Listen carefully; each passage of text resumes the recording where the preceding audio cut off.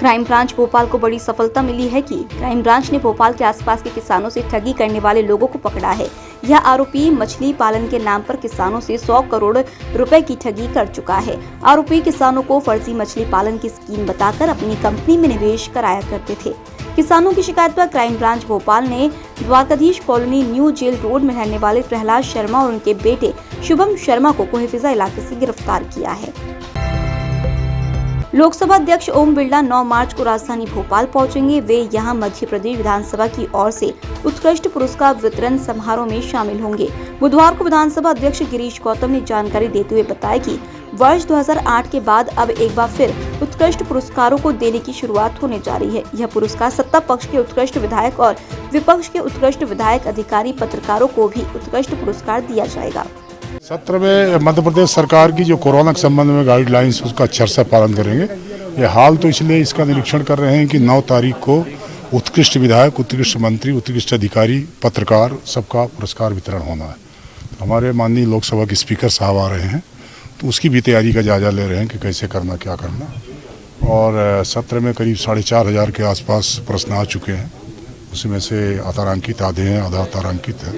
तो अपनी तरफ से तैयारी पूरी है विधानसभा। उत्कृष्ट मंत्री का 1 होगा, उत्कृष्ट विधायकों के 2 होंगे, एक प्रतिपक्ष का होगा, एक सत्ता पक्ष का होगा। उत्कृष्ट अधिकारी का 1 होगा, उत्कृष्ट कर्मचारी का 1 होगा, एक पत्रकार इलेक्ट्रॉनिक मीडिया का होगा, एक पत्रकार प्रिंट मीडिया का। इतने 6 पुरस्कार होंगे। मैं इसीलिए तो तैयार कर रहा हूँ कि इस बार कर ही दूँ इसको। हो सकता है इस बार निर्णय करने में ऐसा लगता हो कि उतनी तैयारी ना हो पाई होगी, पर एक बार निर्णय होकर के क्रिया तो शुरू हो, अगली बार और सुधार करेंगे उसमें। 7 मार्च से मध्य प्रदेश विधानसभा का बजट सत्र शुरू हो रहा है। इस सत्र के पहले विधानसभा उपाध्यक्ष का चुनाव भी होगा। गौरतलब है कि वर्तमान में मध्य प्रदेश विधानसभा के अध्यक्ष गिरीश गौतम है और उपाध्यक्ष पद फिलहाल खाली है। उपाध्यक्ष पद को लेकर गृह मंत्री डॉक्टर नरोत्तम मिश्रा ने बयान देते हुए कहा कि कांग्रेस ने सरकार बनने के बाद परंपरा को तोड़ा था, इसलिए अब सत्ता पक्ष की ओर से ही उपाध्यक्ष बनाया जाएगा। वहीं उनके इस बयान पर कांग्रेस मीडिया विभाग के उपाध्यक्ष भूपेंद्र गुप्ता ने जवाब देते हुए कहा कि पहले विपक्ष में रहते हुए भाजपा ने ही अध्यक्ष पद पर चुनाव कराकर इस परंपरा को तोड़ा था। अच्छा, परंपरा का हवाला दे रही है वो, तो बताइए कांग्रेस की जब 15 महीने सरकार थी तो भाजपा का कौन उपाध्यक्ष था? मैं आपसे सवाल कर रहा हूं। ये इस तरह की जो मिथ्या बातें कांग्रेस के लोग करते हैं, मेरी प्रार्थना है उनसे, ये परंपरा उनने तोड़ी है, हमने थोड़ी तोड़ी है। जब उनने तोड़ी है तो हम निभाएंगे। सर वो तो कह रहे हैं उपाध्यक्ष जब बनेगा भाजपा का बनेगा। भाई वो अल्पमत की सरकार थी, कांग्रेस को बहुमत नहीं मिला था, तो हमने कहां से परंपरा तोड़ी? अल्पमत की सरकार में तो चुनाव होगा। हमारी सरकार बहुमत की थी, बहुमत की सरकार में चुनाव नहीं होता। आपको उपाध्यक्ष पद देना था, हम देते, आपने नहीं दिया, हम नहीं देंगे। ये उनकी हठधर्मी है। कांग्रेस ने कोई परंपरा नहीं तोड़ी, बीजेपी ने तोड़ी।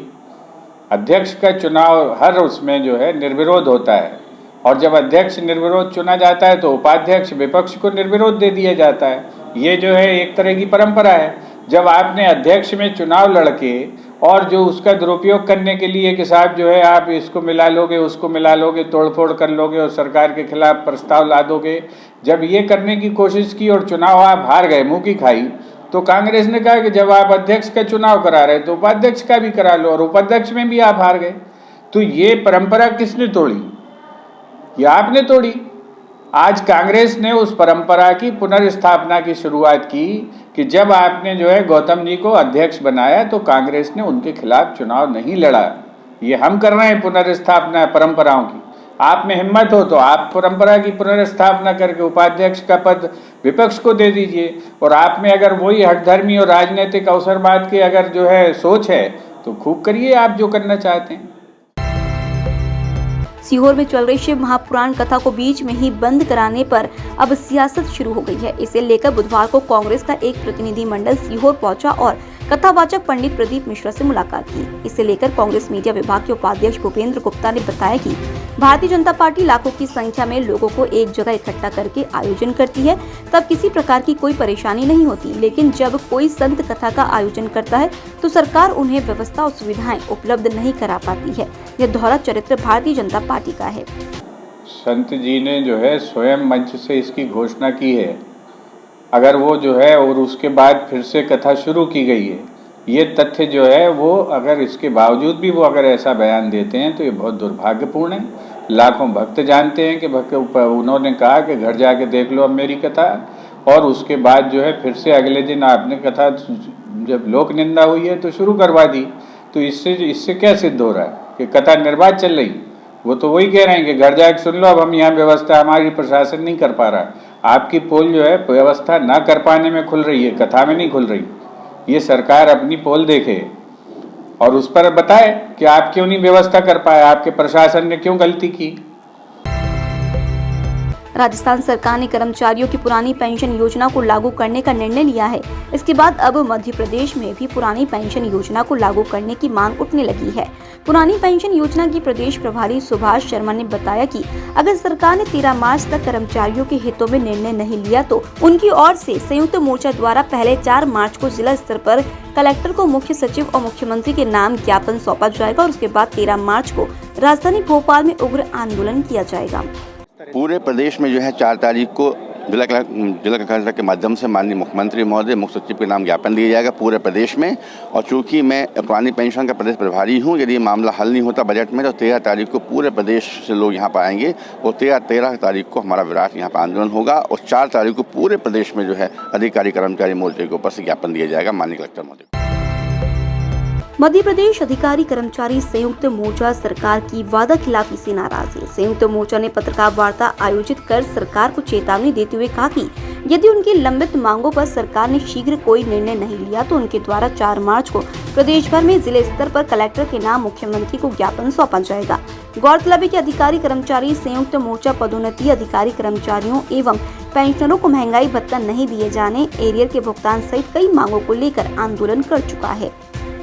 3 दिन पहले बैठक करके यह निर्णय लिया है कि चूंकि बजट सत्र है और कर्मचारियों को इस सरकार से बहुत सारी आशाएं हैं, तो हमने 4 तारीख को पूरे जिलों में कलेक्टर और मुख्य सचिव महोदय को संबोधित हम अपना मांग पत्र देंगे। उस मांग पत्र में हमारा जो 11% महंगाई भत्ता है उसकी हमने बात की है।